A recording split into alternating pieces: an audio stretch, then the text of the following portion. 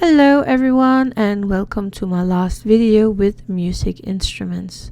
Today we are going to start with this tambourine, and for that I have my magnet holders and I'm going to place this one in my magnet holder. Then I have a jar with these small pieces here. I forgot the name of these, and I found enough for one of my tambourines in one color and enough for another tambourine in another color, and I'm placing two of these small bead-like thingies here. Sequins, it's the name of them. I put two sequins on a tiny piece of a metal wire. Then I'm popping a tiny bit of some super glue gel on each of these places here on the little tambourine, and then I'm placing the wire with these sequins in there so that the sequins are going in the hole and the wires are sitting out or sticking out next to it. Now I'm just carefully cutting off the rest of these metal wires after the glue is all hardened.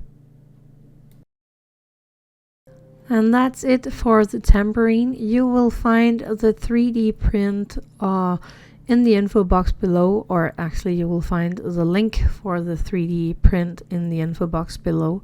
But here are the done tambourines.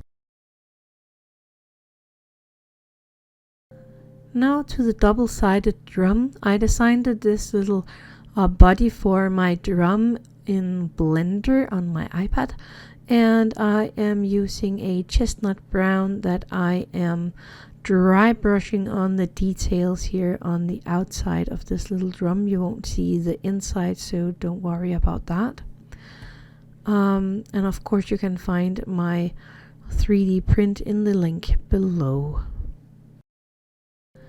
Now for the leather parts that goes on top and on bottom of this little drum here, I am tracing the bottom part of this shape, and I am making sure I have this nice 5mm edge around both the top and the bottom. And now I'm just cutting out these small circles that I have here. So I have both my sizes of my circles, and I'm placing the smaller one inside the big one. Now I am marking where I want my strings or holes for the strings on the outside one. And to find the holes for the string on the inside, I'm making these triangular shapes between every of my dots on the inside. So this triangular shape is going onto the little one as well. And then I am just making a point in the dots of these, making sure that I am not too close on the edge with my dot and not too far away from the edge with my dot. Now I have some very fine leather here that I found on another sales exhibition or fair, or what you will call these places where everyone is selling miniature. And I got something that is not that thick, and I'm just cutting out my circles to start with. Then I keep my paper on my leather, and I am using a small tiny hole punch to punch out a hole everywhere where I have a dot on the paper. And I'm doing this on both of my circles, of course.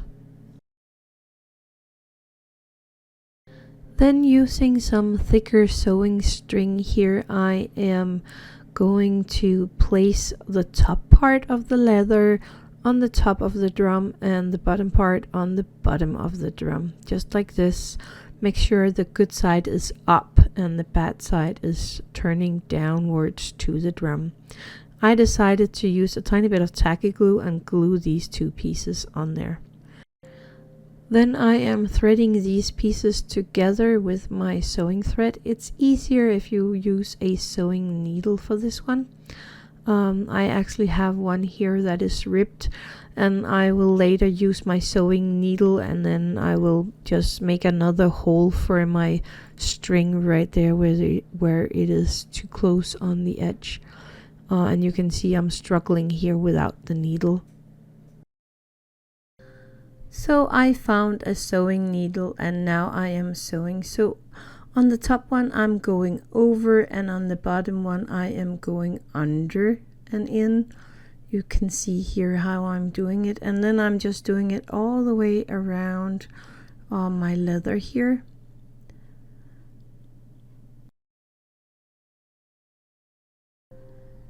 And this is where I made a new hole for the thread to go through, because the one I made was too close on the edge and ripped the fabric, so I had to make a new one. And now I am just going to adjust the thread all the way around. It takes a little time, and then I am making a knot on the 2 strings when I'm done with correcting my threads all the way around. I am tying 3 knots here, then cutting off the excess and popping a tiny bit of glue on there so that the string will not unravel. And that's it for the little hand drum. I wanted to try to make this little hand drum look used, so I took some of my soft pastel colors and my fingers, and I just went over the leather here on the side to make this kind of blacker or darker rim on the drum. But I'm not really that happy with the result, but you can try it if you want to. I did not like it that much.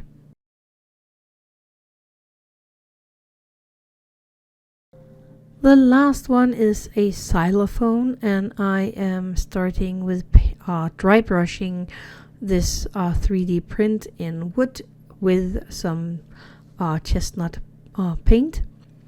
Again, you can find the link in the info box below for the 3D print. Then I have this metal wrapper here, this sheet, and I'm cutting it into strips. If you don't have this metal thingy here, you can always use a tealight. That metal wrapper around the tealight is also very perfect for this project, so you can use that as well. I am using my bone folder to straighten out these pieces of metal. I'm just giving it a tiny bit here on my little surface, and it's actually not that difficult to make them even more straight. I take one of these strips, place it over the thin part of my xylophone, and cut this one in the length that I want to, and then I'm gonna glue that in place. And I'm gonna keep doing this all the way down the xylophone.